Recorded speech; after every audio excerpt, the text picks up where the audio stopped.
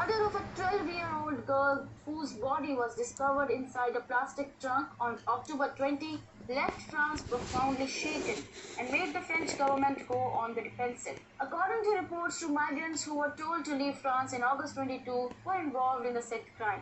This weekend saw the opening of an official investigation into rape perpetrated with acts of cruelty and brutality, as well as the concealment of a corpse.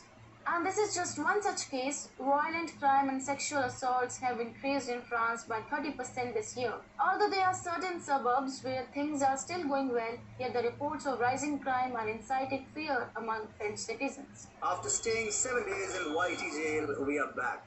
We don't know if they'll allow us to stay peacefully. We don't know when the next ban will be announced. And that's why you must download the TFI app. Apple users can only use support.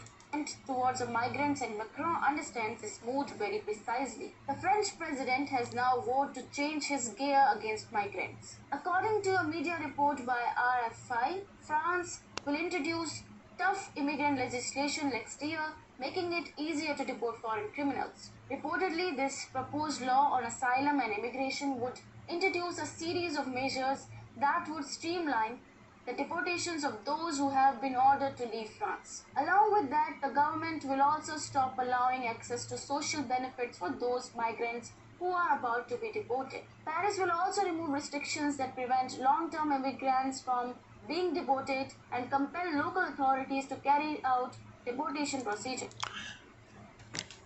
That's what Paris looks like if you go off the track. If you go off the tourist zone by about 2 blocks, this is what Paris looks like because of immigrants and their immigrant policy. These people love France. They want to increase the culture. They want to change the culture of France. That's what they're doing. They don't want to do anything other than get free shit and fuck up another country, just like they fucked up their own.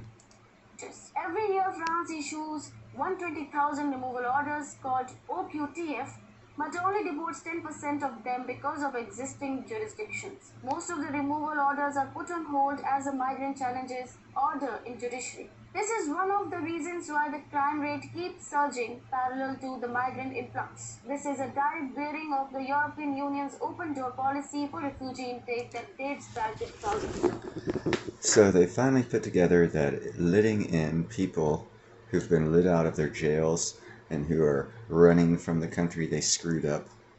They screwed up their own country. They're running. You open them with you welcome them with open arms. You give them money.